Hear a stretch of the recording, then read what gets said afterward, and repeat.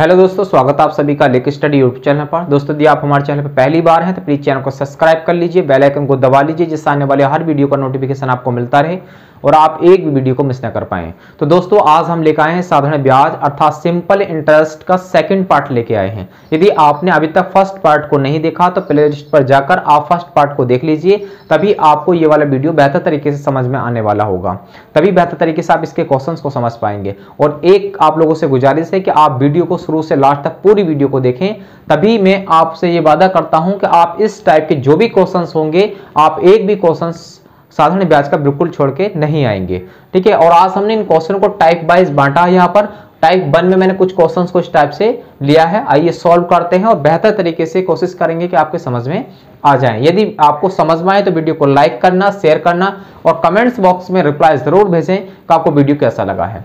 तो क्वेश्चंस कहा है कि साधारण ब्याज की किस वार्षिक दर से रुपए 600 का 10 वर्ष का साधारण ब्याज रुपए 120 हो जाएगा। तो दोस्तों इस क्वेश्चंस में पूछा क्या गया है कि साधारण ब्याज की किस दर से, तो साधारण ब्याज की किस दर से पूछा है कि 600 रुपए का 10 वर्ष का साधारण ब्याज रुपए 120 हो जाएगा। तो आप यहां इस तरीके से कर सकते हैं। देखो ये आपको दे के रखा है और आपसे पूछा क्या, आपसे पूछा रेट, आपसे दर पूछी गई है और रेट आप जानते हैं कि R is equal to SI into कितना होगा 100 और अपॉन होता है आपका P इंटू टी के। ये मैंने फॉर्मूला बताया था आपको। ठीक है, तो आप ये समझ लेंगे क्योंकि आपको यहाँ पर P दे रखा है, यहाँ पर आपको T दे रखा है और यहाँ पर आपको SI दे रखा है और आपसे रेट पूछा अर्थात दर पूछी तो आप दर निकालेंगे। तो यहाँ जब वैल्यू रखेंगे आप 120 और इंटू कितना 100 रखेंगे और बटे में कितना हो जाएगा आपका P कितना 600 रुपए और इंटू टी कितनी है 10 यहाँ पर दे रखा है। तो आप देखेंगे तो इस 2 जीरो से ये जीरो कैंसिल आउट हो जाएंगे और इससे ये वाला जीरो कैंसिल आउट, और जब आप इसको कैंसिल आउट करेंगे तो R इजिकल टू कितना आ जाएगा, वो 6 दूनी 12 अर्थात ये जाएगा 2%। कितना आ जाएगा 2%, इसका आंसर हो जाएगा। बहुत ही बेहतर तरीके से आपको समझाने वाला हूं। ये तो एक बेसिक मैंने आपको समझाया जो फॉर्मूला आपको करना है, लेकिन मैं आपको इस तरह नहीं करना है कि आपको बहुत ही नॉर्मल वेज में करना है, बहुत आसान तरीके से करना है। देखेंगे आप किस तरीके से इसका निकालेंगे, तो इस तरीके से इसका आंसर निकाल सकते हैं। देखो आप देखेंगे यहाँ पर मैंने आपको बताया था ये साधारण ब्याज दिया हुआ है और ये आपको दिया हुआ है मूलधन और ये क्या दे रखा टाइम। तो मैंने कहा था कि टाइम और मूलधन की क्या करेंगे मल्टीप्लाई करेंगे, लेकिन इसके 2 जीरो हमेशा प्रिंसिपल वैल्यूज के 2 जीरो का छोड़ के चलेंगे। ठीक है, तो बस 10 की गुणा 60 से 6 से करा दीजिए, कितना हो जाएगा 60 और 60 को से भाग कर दीजिए 120 को। ठीक है, तो 120 को जब हम भाग करेंगे 60 से तो कितना आ जाएगा, बस 2% आंसर हो जाएगा। कितना 2%। तो बेहतर तरीके से आपको समझ में आया होगा क्योंकि आप इस तरीके से कर सकते हैं और ट्रिक भी इस तरीके से ही बनाई जाती हैं। ठीक है, आइए चलते हैं नेक्स्ट क्वेश्चन पर और नेक्स्ट क्वेश्चन को बेहतर तरीके से करने की कोशिश करते हैं। नेक्स्ट क्वेश्चन में कहा गया है कि वह धनराशि ज्ञात कीजिए जिस पर 7% वार्षिक ब्याज की दर से साधारण ब्याज रुपए 280 है, जो 4 वर्ष की अवधि के लिए उधार दी गई है। तो यहाँ पर दोस्तों ये बात पूछी गई है कि यहाँ पर धनराशि ज्ञात करनी है जो उधार दी गई थी और किस दर पर दी गई थी 7% पर दी गई थी। ब्याज कितना मिल रहा 280 का मिल रहा उसे और 4 वर्ष के लिए वो राशि दी गई थी। तो राशि कितनी थी ये बात हमसे पूछिए, तो मैं आपको पहले सिंपल वेज में बताता हूं कि आप किस तरीके से उसको करेंगे। अर्थात हमसे P की वैल्यू पूछिए तो आप जानते हैं SI इंटू 100 और अपॉन कितना होगा R इंटू टी के होगा, क्योंकि ये फॉर्मूला आपको याद होना चाहिए। जब आप 2-4 बार इनको लिखेंगे तो आपको याद जरूर हो जाएंगे, क्योंकि बेसिकली ट्रिक जो बनती है वो इन्हीं पर ही बनती हैं। तो आप ऐसा ही देखेंगे 280 दे रखा है और इंटू 100 ऐसे रहने देंगे और R जो दे रखा है दोस्तों वो 7 दे रखा है, तो 7 इंटू टाइम कितना दे रखा है 4, 7 चौक 28, 10 बार कैंसिल आउट अर्थात P की जो वैल्यूज निकल के आएगी आप गुणा कर लेंगे इससे तो ये बनेगा 1000 रुपए। कितना 1000 रुपए प्रिंसिपल वैल्यूज निकल के आ जाएगी। लेकिन मुझे इस तरीके से क्वेश्चंस को नहीं करना है एग्जाम में। एग्जाम में किस तरह से करना है तो आपको वो चीज समझनी है और इसीलिए मैं आपसे कह रहा हूं कि क्वेश्चन की अप्रोच को समझिए, क्योंकि क्वेश्चन तो खुद हो जाएगा। क्वेश्चन का आंसर निकालने के पीछे कभी मत दौड़िए, क्वेश्चन के अप्रोच को समझिए। अप्रोच समझ में आएगी तो क्वेश्चन का सॉल्यूशन आपके बीच में और आंसर आपके बीच में खुद आ जाएगा। ठीक है, तो मैं देखता हूं यहाँ पर मैंने आपको बताया है कि आप देखेंगे यहाँ पर क्या दे रखा ब्याज और यहाँ क्या दे रखा दर और यहाँ पर क्या दे रखा समय। मैंने ये कहा था जब प्रिंसिपल वैल्यूज आपको पूछी गए तो आप सीधा सीधा क्या कर लेंगे कि दर की और जब टाइम आप इसकी मल्टीप्लाई करेंगे, भाई रेट एंड टाइम की मल्टीप्लाई कर लेंगे तो वो क्या बनेगा, ब्याज बनता है। तो मल्टीप्लाई कर लीजिए, 7 चौक 28% बन गया। कितना, 28%। 7 चौक 28% किसके बराबर, 280 के। ब्याज तो 280 दे रखा आपका, तो 280 कर लीजिए। कैंसिल कर लेंगे इसको कितनी बार, एक बार, तो यहाँ 10 बार कैंसिल आउट। आप यहाँ 100 से मल्टीप्लाई कर लीजिए, 100 से इधर, क्योंकि आप जानते हैं कि उधार ली गई राशि अपने आप में 100% होगी, वो 100% होगी, इसलिए आपके यहाँ कितना आ जाएगा, यहाँ से 1000 रुपए सही आंसर हो जाएगा। क्योंकि आपने 10 की मल्टीप्लाई 100 से करी तो 1000। पेन उठाने की आवश्यकता नहीं कि आप सीधे सीधे जान सकते हैं। 7 चौक 28, 28 से 28 को कैंसिल कर लेंगे एक बार, तो यहाँ पर आएगा 10, 100 से मल्टीपल कर लीजिए, आंसर हो जाएगा। तो बेहतर तरीके से आप क्वेश्चन के अप्रोच को समझ पा रहे होंगे। यदि क्वेश्चन समझ में आ रहा है तो आप रिप्लाई जरूर भेजें कि आपको क्वेश्चन कैसा लग रहा है। आइए चलते हैं क्वेश्चन नंबर 3 को देखते हैं, और उम्मीद करूंगा मैं आपको ये क्वेश्चन सारे समझ में आएंगे। एक एक क्वेश्चन आपके लिए बहुत बेहतर होने वाले हैं, तो आप वीडियो को पूरी देखते रहें। रुपए 1500 का धन 6% वार्षिक दर से 5 वर्ष के लिए उधार दिया गया। अवधि के अंत में मिश्र धन कितना हो जाएगा। तो दोस्तों यहां पर यह पूछा गया है कि अवधि के अंत में मिश्र धन कितना होगा, अर्थात अमाउंट कितना होगा। और आप जानते हैं कि जब अमाउंट आपको चाहिए तो आपके पास होना चाहिए प्रिंसिपल वैल्यूज, आपके पास रेट होना चाहिए, आपके पास टाइम होना चाहिए। तो यहां पर दे रखी है प्रिंसिपल वैल्यूज दे रखी है, आपको रेट दे रखा और आपको टाइम दे रखा, तो आप अमाउंट निकाल सकते हैं। पहले तो मैं आपको वही बताऊंगा जो मैंने आपको फॉर्मूला आपको बताया था, अर्थात मैंने A इज इक्वल टू बताया था P इंटू 100 और प्लस RT और अपोन में दे रखा 100। ठीक है, ये बताया था मैंने आपको, पहले इससे कर लेते हैं। तो यहां से देखेंगे इसकी वैल्यूज कितनी है। P की वैल्यूज 1500 रुपए दे रखी है, 100 ऐसे रहेगा। R की वैल्यूज कितनी दे रखी है 6, और T की वैल्यूज कितनी दे रखी है 5।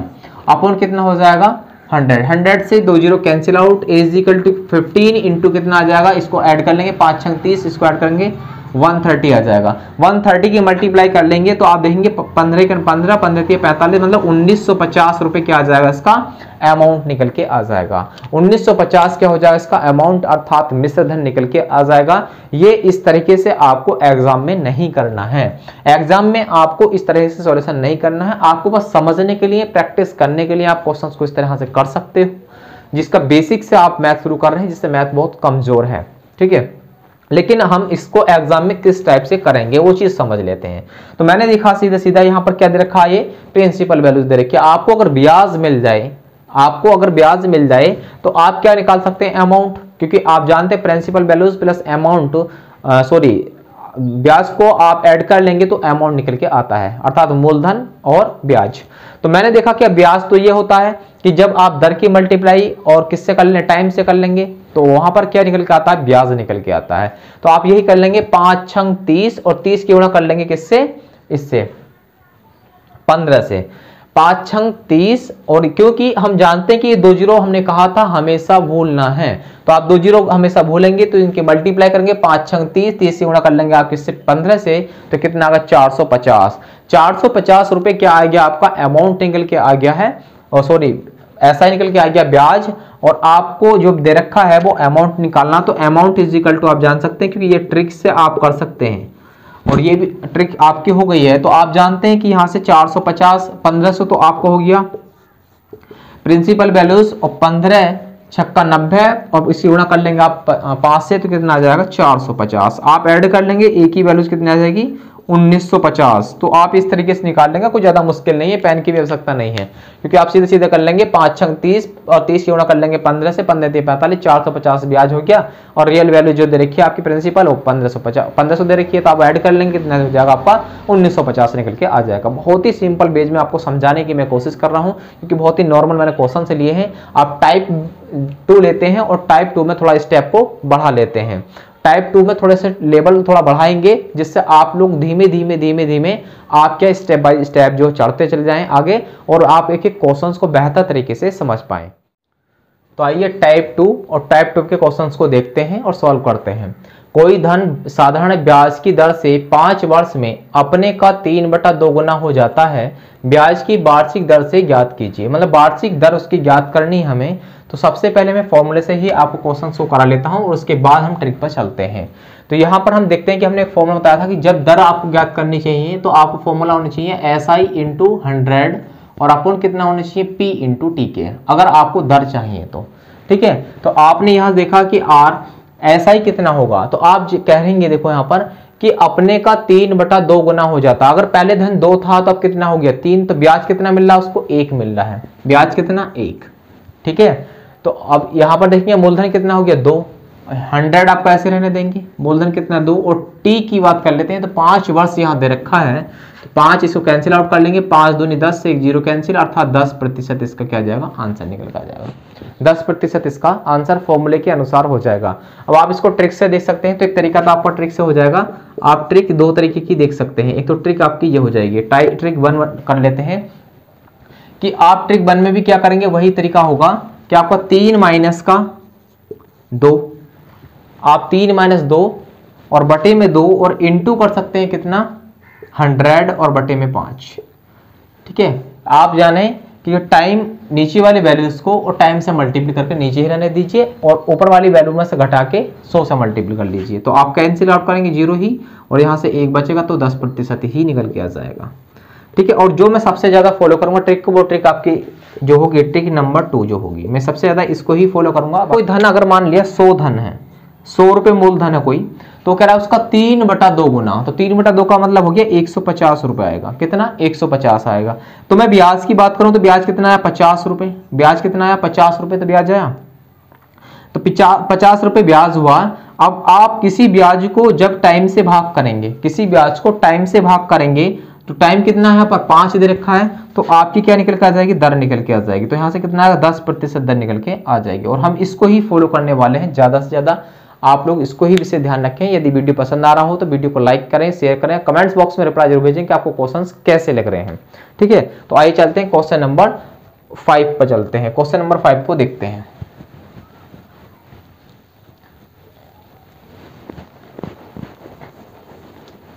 क्वेश्चन नंबर 5 में कहा कि एक धनराशि साधारण ब्याज की वार्षिक दर पर उधार दी गई, वह 3 वर्ष में अपने की 5/4 गुना हो गई।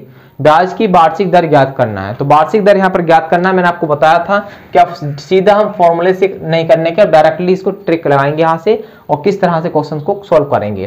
तो हमने देखा कि कोई धनराशि मैंने 100 मानी, कितनी 100 थी कोई, लेकिन वो कितने गुना हो गई 5/4 गुना हो गई। तो 5/4 गुना का मतलब हो गया कि यहाँ पर 125 बन गई, कितनी 125, मतलब 100 का 5/4 निकाल लीजिए तो 125। तो ब्याज कितना हुआ, ब्याज निकला 25, कितना निकला ब्याज निकला 25, कितने वर्ष में 3 वर्ष में, 3 वर्ष में ब्याज 25, तो इसको कैंसिल आउट कर लीजिए तो कितना आ जाएगा 8 सही 1/3% इसका राइट आंसर हो जाएगा। 8 सही 1/3% इसका राइट आंसर हो जाएगा। और इस तरीके से हम बेहतर तरीके से क्वेश्चंस को सॉल्व करने वाले हैं। तो आप इस तरीके से क्वेश्चंस को सॉल्व करें और बहुत ही आसान वेज में आप क्वेश्चंस को कर पाएंगे। आइए चलते हैं क्वेश्चन नंबर नेक्स्ट पर। क्वेश्चन नंबर 6 दे रखा है कि रमेश ने सुरेश को धन साधारण ब्याज पर 4 वर्ष के लिए उधार दिया। अवधि के अंत में सुरेश ने 6/5 गुना धन वापस किया, तो ब्याज की दर ज्ञात कीजिए। तो यहां पर भी ब्याज की दर पूछा गया है। तो ब्याज की अगर दर पूछी है तो आप इस क्वेश्चन को इस टाइप से कर सकते हैं कि यहां पर देखें कि आपने कोई धनराशि 100 मानी और ये कितनी हो गई 6/5 हो रही है, तो इसका मतलब आप कैंसिल आउट कर लेंगे इससे, तो 20 और 6 दूनी 12 तो 120 रुपए बनेगा। कितना बना 120 रुपए बन के आ जाएगा। तो आप देखेंगे इसमें ब्याज कितना निकला 20 रुपए का ब्याज बना। 20 रुपए का ब्याज कितने टाइम में, टाइम दे रखा है यहाँ पर 4 वर्ष, तो आप कैंसिल आउट कर लीजिए 4 से 4 पंजे 20, अर्थात 5% इसका क्या हो जाएगा आंसर हो जाएगा। 5% इसका आंसर हो जाएगा। मैं समझूंगा कि आपको क्वेश्चंस बेहतर तरीके से समझ में आ रहे होंगे। यदि समझ में आ रहे हैं तो वीडियो को लाइक करना, शेयर करना और कमेंट्स बॉक्स में रिप्लाई जरूर भेजें को वीडियो कैसे लगे हैं आपको और क्वेश्चंस का सॉल्यूशन आपको कैसे लगा है। आज के लिए बस इतना ही। नमस्कार, जय हिंद।